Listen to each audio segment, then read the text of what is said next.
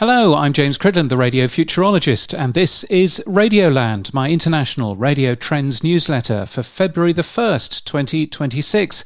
This podcast is sponsored by RSS.com, which is a great podcast host. It's got an API, so you can get stuff from your playout system directly into a podcast from that. And it's also got a thing called Paid, so you can get advertising in there and pay its way as well. It's very good. RSS.com is where to go. Your emergency broadcaster. You've probably heard that line from radio. And I've often been a little bit nervous about shouting that radio works during emergencies when others don't. In Portugal, on January the 28th, one of the big masts in the country, operated by RDP, was brought down by strong winds as part of Storm Kristin, which pulled 8 FM radio stations off the air. And after a grass fire near Bendigo, large parts of regional Victoria in Australia lost access to all of their television and most of their radio stations after 2 transmission sites caught fire, impacting as many as 356,000 people.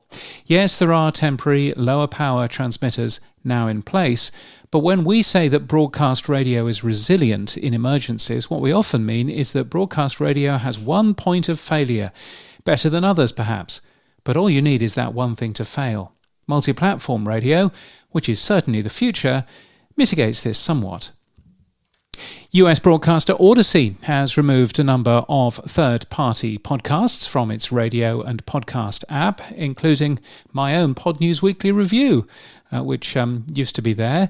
An Odyssey spokesperson told Pod News, which I also run, "We've removed a number of lower engagement third-party podcasts from the app, which accounted for a very small percentage of overall listening, but I'm sure they weren't talking about my show." Last week it was reported that the ABC in Australia were coming off the iHeart app in the country. From what I can work out, the ABC in Australia is also coming off TuneIn shortly, according to a conversation I've seen between ABC audience support and a listener. They're coming off iHeart and TuneIn, quotes, "for quite a variety of reasons around fault resolution and licensing," according to the ABC audience support person. In my book, if you're a radio broadcaster that everyone in Australia pays for, I don't have a choice where my tax goes, then you should be available for your audience in as many ways possible. Consistency isn't the ABC's strong point. It'll remain on radio app, apparently. Anyway, it's a disappointing decision, and it'll harm the ABC's audience figures long term. One of the biggest Brisbane radio names has been reportedly forced away from the ABC after apparently falling foul of its conflict of interest policy. Spencer Howson is said to have been offered a permanent slot on Saturday breakfast for ABC Radio Brisbane, but only if he walked away from one of his Monday to Friday jobs as a media trainer for a company called Media Potential. A potential workaround that he'd not interview anyone he'd trained wasn't deemed acceptable. Consistency isn't the ABC's strong point. Charnel Vella, who co-hosts ABC Radio Melbourne's Monday to Friday breakfast show, hardly a part-time gig, is also a media trainer. Anyway, it's a disappointing decision, and it'll harm the ABC's audience figures long term.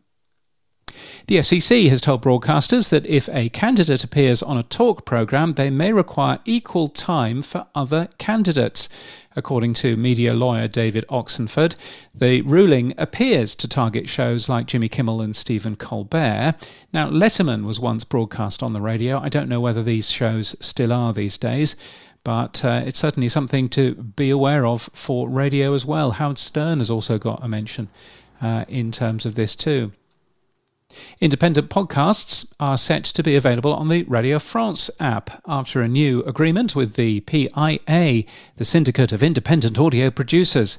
Podcast inclusion is based on a principle of dual consent. Studios put forward their programmes, while Radio France retains full editorial control over the final selection. It's worth comparing Radio France's strategy with the BBC's. The BBC puts selected first-run shows onto BBC Sounds before anyone else, but the archive is available to all. Radio France puts all of its stuff everywhere, but keeps the archive within the Radio France app only. One difference, here's another one. The BBC either commissions shows for itself or very occasionally licenses old versions of third-party shows for BBC Sounds. Radio France seems to have a different view here as well, although I don't see anything in the PIA's press release talking about money or about advertising. So I wonder how that works. The former breakfast show on Hot 97 in New York, Ebro in the Morning, has popped up as one of the first signings for Creator X, who call themselves a creator-led advertising exchange. It's run by a man called Matty Stout, who is managing director of Creator X, who I've been pronouncing Matty Stort for the last 3 years, but when I chatted to him at Podfest a couple of weeks ago, it turns out it's Matty Stout, so now I know. Anyway, he said in a statement that creators today are operating as independent media companies. Our role is to provide the infrastructure and advertising access that allows talent to scale without sacrificing control.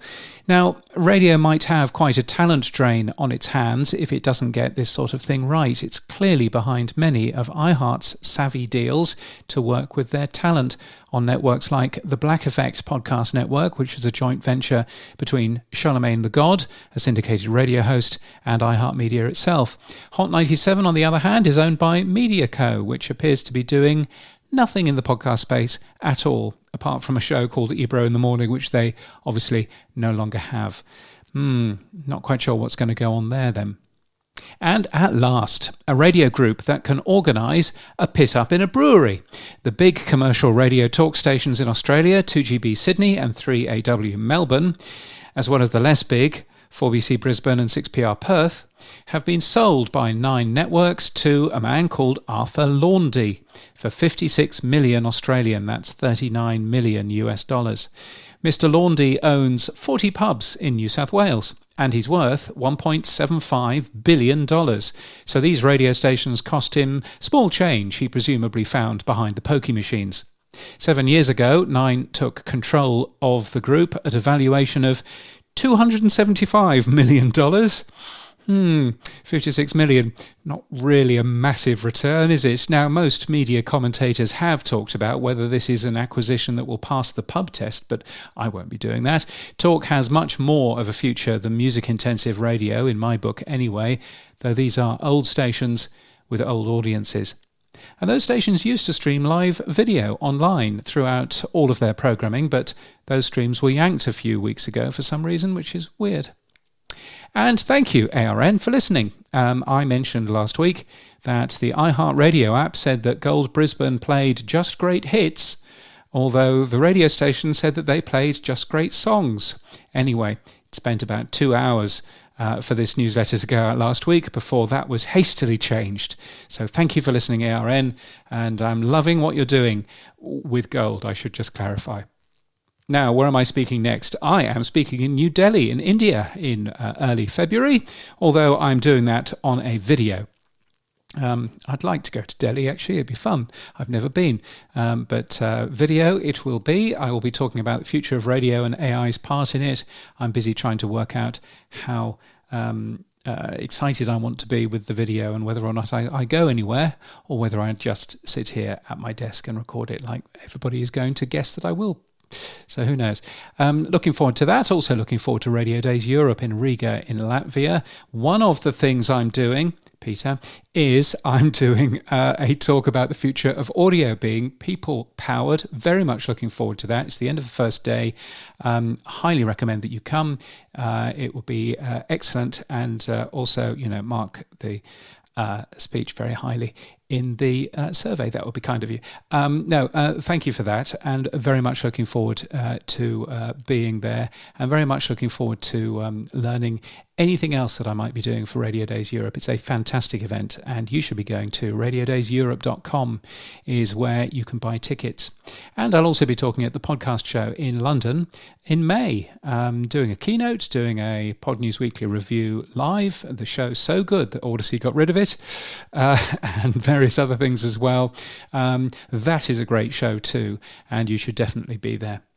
And thank you to our many supporters, including Studio with Two Eyes, including Wade Kingsley, the often right, often wrong creative coach, Rupert Brunn from Brunn Audio Consulting Limited, and Clyde Broadcast, the radio people.